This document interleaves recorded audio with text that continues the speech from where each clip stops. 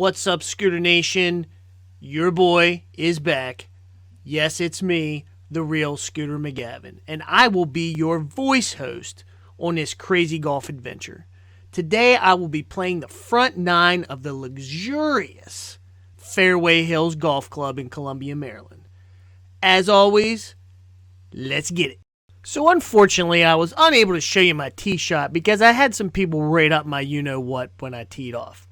I have about 102 yards here, so I hit a pretty good drive, and there you have it. Alright, so my ball ended up long and left, and as you can see here, I'm going to walk off the putt, and it's about, 11 steps. So we're looking at about a 30-plus foot putt, downhill, very fast. It breaks to the left, and to be honest, the green, it's not in bad condition, but it's pretty bad right around the hole. So, thought process here. Just want to get something close. Don't want to be too aggressive, because I know for a fact that if I am too aggressive, I'm going to have a long comebacker for par. So, long story short, I make a really bad putt here. And again, let's go back to the excuses. I didn't go to the putting green, and let me tell you something. That is important. If you go and you putt and you just get loose, it's 10 times better than going out there, not knowing how fast the greens are, not having that practice time, that, you know, the repetition, the back and forth. You know, putting's all about timing as well. It's all about really just smooth stroke and getting the ball in line and getting your putter on line. There's a lot to it. It's like math stuff. Geometry, maybe? Probably not. So, as you can see, really bad putt. Now, what you don't see here is there is a divot to the left of my ball. And instead of me fixing it, I tried to hit it around it, which was really stupid. But I thought I still had the line, and as you can see, I left it right. So had I fixed the divot, might have made it. But starting out with a bogey.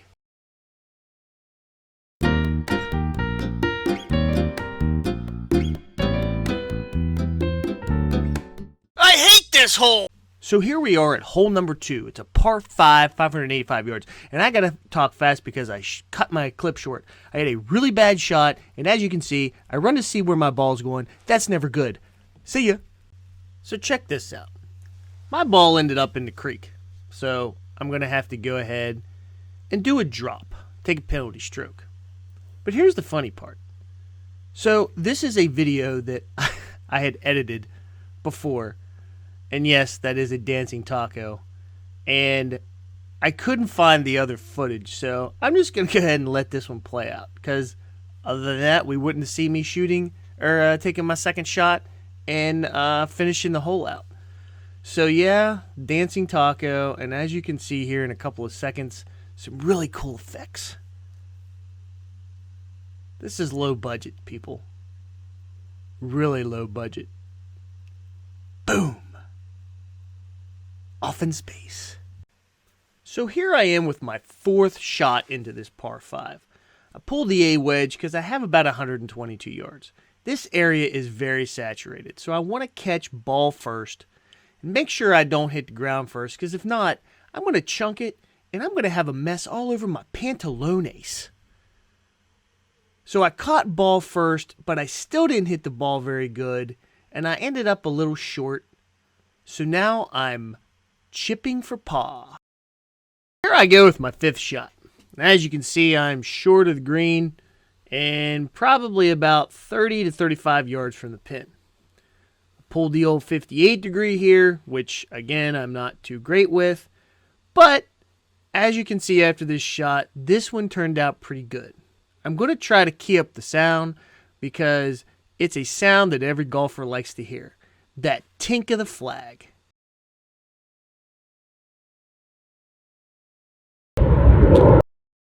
So as you can see here, I got a nice little tap-in bogey, bottom of the cup, +2 after 2.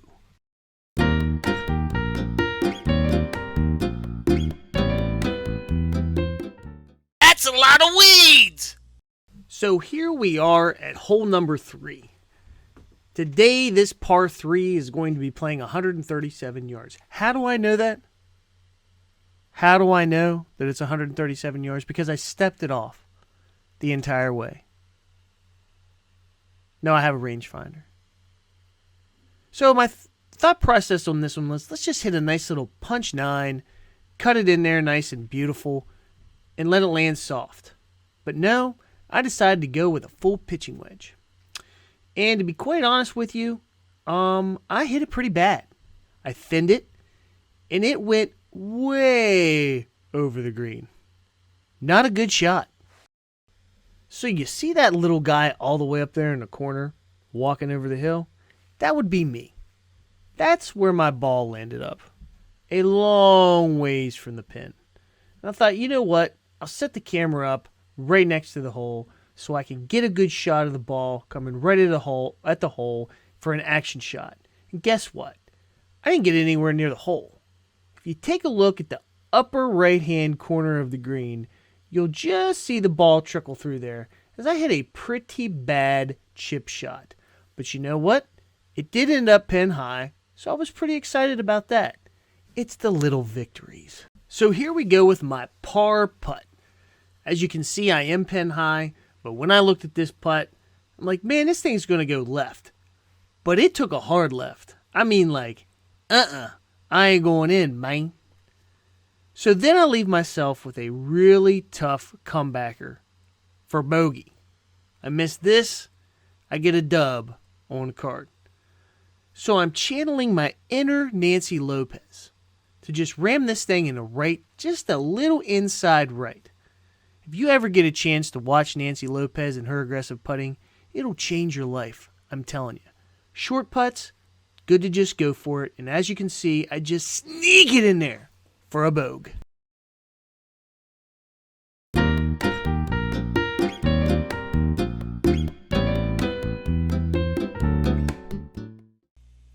Nice shot, sir. Welcome to the par 4 343-yard hole number 4. I love this hole. The only problem is sometimes I tend to draw the ball too much and I end up in the woods to the left.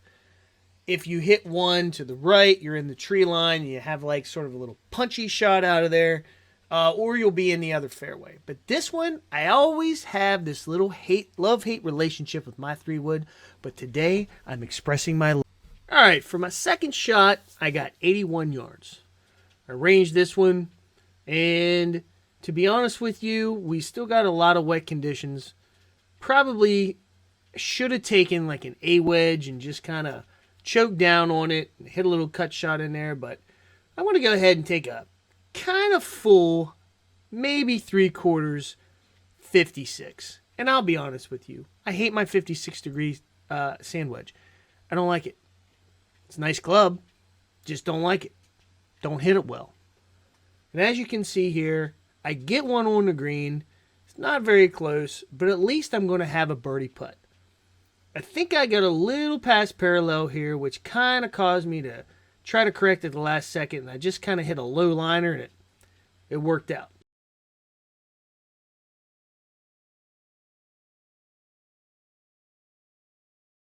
So here I am on the green for my birdie putt, and as you can see me walking, I'm walking quite a few steps here. So my best guess is a little over 30 feet, and again, I'm kind of on a little bit of a hill, so the thing's going to break to my left. On one of my other clips, I said it backwards because it was the way I was looking at it. But the way that I'm looking at it in the video, this is going to break to my left. And again, on these putts, especially 30-footers, the percentage of making these things is very low. So me personally, I just want to get the thing anywhere near the hole so I can have nice little tap in for par. So you can see me setting up here. I looked at it a good bit. And because I was kind of coming up over a ridge or over kind of going uphill, I hit a little bit too stiff. And you'll see the ball ends up quite a ways from the hole for my par putt.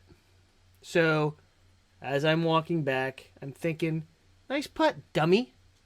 Now I got this, I don't know, 9-footer coming back.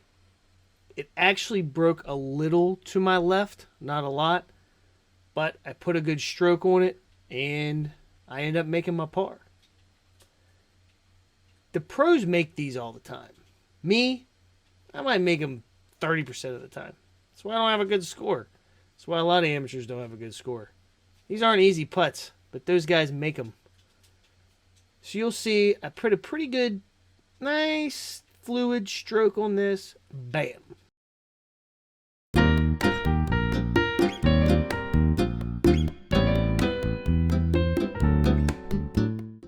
That guy is going to get ticks. So here we are at number 5. This is a par 5, 481 yards. Pretty straightforward hole. But you don't want to be left because you're going to be in the trees and OB. And if you hit it too far right, you're going to be behind that tree line out there in the other fairway. But you got to hit it pretty far right if you're going to be out of bounds. So, as you can see here, I thought my setup was pretty good. I was deathly scared to go left. So, guess what happens? Doink! I go right. But at least I'm safe and I don't have to take a penalty stroke. I'll be punching through Bobby's potty. Alright, so, you see that area right there? That's what I have to shoot through. So this is my second shot. It's very wet. I have to hit a draw because the landing area is over there to the left. And you can just see Bobby's potties there, but you didn't get the full effect, and I apologize for that. Next time I'll hit it closer to Bobby's potties. But, long story short, it actually worked out pretty daggone well for me. I drew it right through the hole. I thought I was going to be a little bit long, so after I hit it, I'm like, that's terrible, but it actually turned out good. So here comes my third shot on the par 5. As you can see, it's a little swampy down there. So I went ahead, cleaned my ball off, placed it in a different position, because it was just, well, nasty. So I did range find this, and it did give me 93 yards. And so what I'm thinking is, hey man, just don't chunk it, because about 60 yards in front of me is a creek, and that creek collects a lot of balls. So I'm just thinking to myself, hit ball first, try to put a little bit of or not a draw, but a little bit of a fade on it so it lands nice and soft, because this green is in horrible condition. It's been in horrible condition for quite some time. So, just thinking, just put it on the green, give yourself a nice little putt. And actually, that's exactly what I did. I put it on the green, and I had myself a legitimate birdie shot.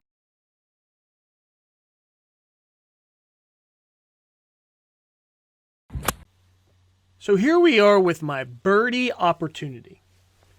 And I'll be honest with you, I have no clue how long this is because, well, I didn't step it off. So I broke rule number 1. Always follow your routine. I literally just walked up there and was like, hey, I got this.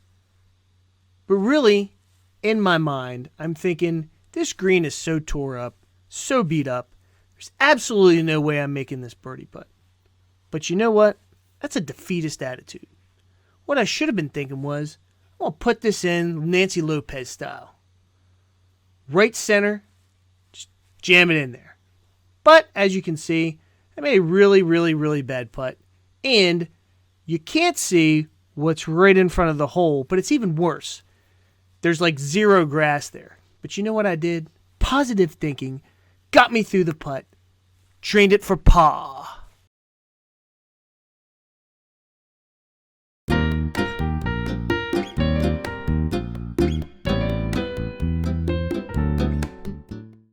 Noise khakis! So here we are at the par 3, 122-year-old? No, it's not 122 years old. It's 122 yards. I used to hate this hole, but I've been playing it well. The last several times I played it, so every time I step up to this hole, I'm like, you know what? Today could be that day that I finally get my first hole-in-one. I've been close here a couple of times. And you can see the splatter. It's pretty. So here you get a good look at my upcoming birdie putt. Check out this sweet POV action. I always thought, man, I need to get the Scooter Nation viewers down where the ball meets the grass. You know, where the proverbial rubber hits the road. But there's no rubber and there's no road. It's just grass and a ball. I've already determined that this is about 30 feet because I did walk it off, but I went ahead and spared you guys from all of that walking. If I'd have hit this ball in line, I probably would have been pretty near the hole. I still would have been kind of far past it, further than I usually want. But this putt was kind of tricky coming back for par because I didn't know whether I should keep with my strategy and Nancy Lopez that thing in the inside right, or if I should kind of baby it. And to be totally honest with you, I think I kind of did a little hybrid of both, and well, it bit me in the butt. Because as you can see here, I missed my par putt, and boy am I sore about it. And I was thinking, hey, that's okay. I got a bogey, move on to the next. Glass half full.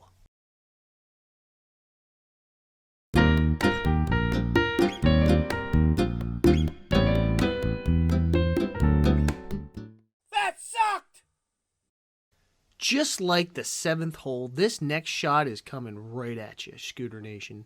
This is a par 4, 304-yard hole. And to be honest with you, I play this hole pretty well, a lot. So I'm pretty excited about this. I pull my 3 hybrid, I put a nice swing on it, and put myself in good position for the next shot.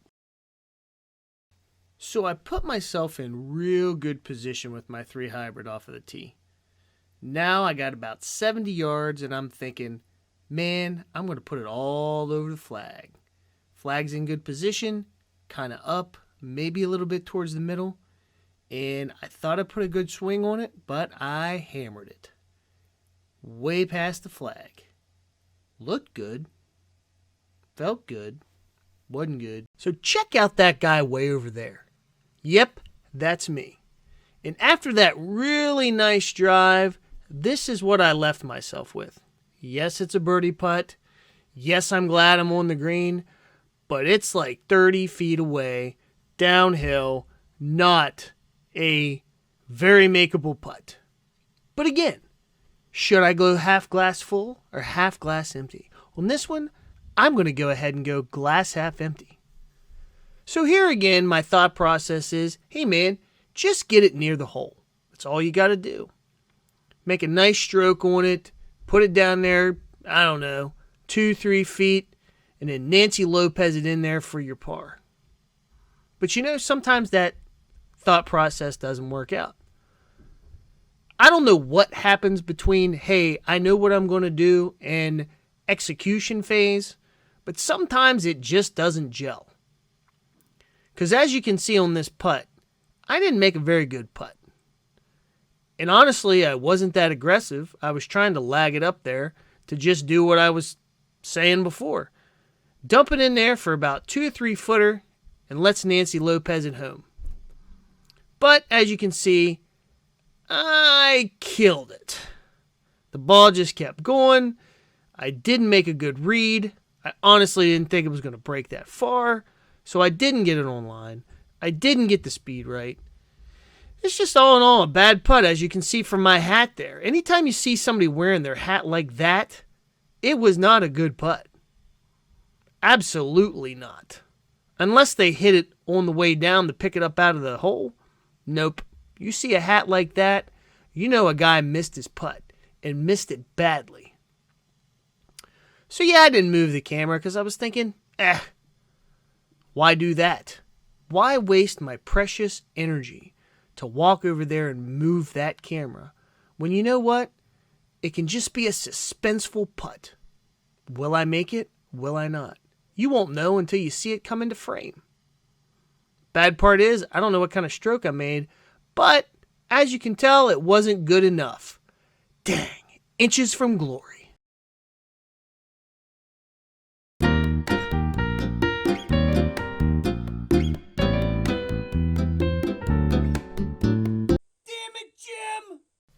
Here we are at the gorgeous 8th hole. This is a par 4, 320 yards, and if it's dry, you can actually drive the green or sometimes drive it over the green. But I'm not going to have that problem today because you couldn't hear the audio, but it sounded like I was walking on some wet, sloppy sponges or something. It's pretty wet today. The play here is to fade it over the area there where the brown meets the green and let it funnel right down to the hole. Bam! Gorgeous. So here we are with my side hill second shot. Boy, talk about being in a precarious position. These shots are no fun. Most of the time, I top these shots. So if you see, it's kind of an awkward stance, and I kind of lunge at it the last second because, well, I'm trying to get down to the ball. Made pretty good contact, got behind it a little bit, but it turned out okay. All right, so up comes my birdie putt. And no, I did not putt this with a crescent wrench, but I guarantee you I probably could have done just as well. I saved everybody the boredom from showing me walk this putt off, but it walked off about 7 steps, or like 21, 22 feet. This putt is extremely fast at the hole, so I told myself, hey guy, just put it up there and get yourself a par. No need to be a hero and try to ram this birdie putt in. Did I listen to myself? Well, I guess we'll find out. The challenge with these kind of putts in these conditions is 1, everything's wet. 2, the greens are fast. Even though the greens are wet, the greens are fast. As you can see in the bottom there, you can see a bunch of holes in the green. That's what they call aeration. That makes things a little bit more difficult as well. So, there's a lot of factors, and yes, a lot of excuses you can use if you play winter golf of why you don't make putts. And as you can see there, goodbye. I look at the camera like, what did I just do? But I know what I just did. I hit it too hard. So, as you can see, I'm going to go off frame here because, well, I don't have a camera person in the budget right yet. So, all you scooter fans out there, mash that like button. Subscribe, because then maybe I can get somebody out there to actually give good camera work. So the anticipation's building, I'm sure. Is he going to make it? Is he going to miss it? What's going on over there? I could be over there having a party. Who knows what's going on? P. Diddy could be over there doing his P. Diddy thing with me. But as you can see, the ball comes into frame very soon and bam! Par!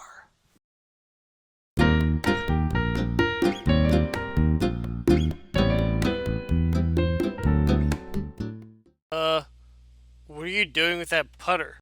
Well, here you have it, scooter fans. Hole number 9. It's playing 154 yards, but it is playing uphill, and I have a little bit of a wind, so it's probably playing more like 165. Pulled an 8-iron, tried to swing smooth, caught it pretty good, and the rest is history. Well, as you can see here, I am not on the green. And no, I am not putting with an old woodpecker, but I could. I did not make a good tee shot, and I did not make a good chip shot. But to be totally honest with you, the putt coming back was relatively straight. And again, low budget. I'm not in frame, but that's okay. Because what we get here at the end is cinematic gold. The anticipation, wondering, what's going on over there? Is P. Diddy actually over there throwing a party with Scooter McGavin, the real Scooter McGavin? Did P. Diddy actually putt this putt? If he did, I would be fully disqualified, and this whole entire video would be null and void. Because, well, I play by the rules. And the USGA says somebody can't take a shot for you unless your leg falls off. And I don't even think they would let you do it if your leg fell off. But rest assured, my leg did not fall off, and P. Diddy did not putt this putt. This putt was executed by your guy, the real Scooter McGavin. And as you can see, bam! Par, baby. Finito. So there you have it, Scooter Nation. The end of the real Scooter McGavin Winter Golf Chronicles Volume 2. Thank you for allowing me to be your host today. And as always, Scooter Nation, may your drives be long in the fairway and may your putts at the bottom of the cup every time.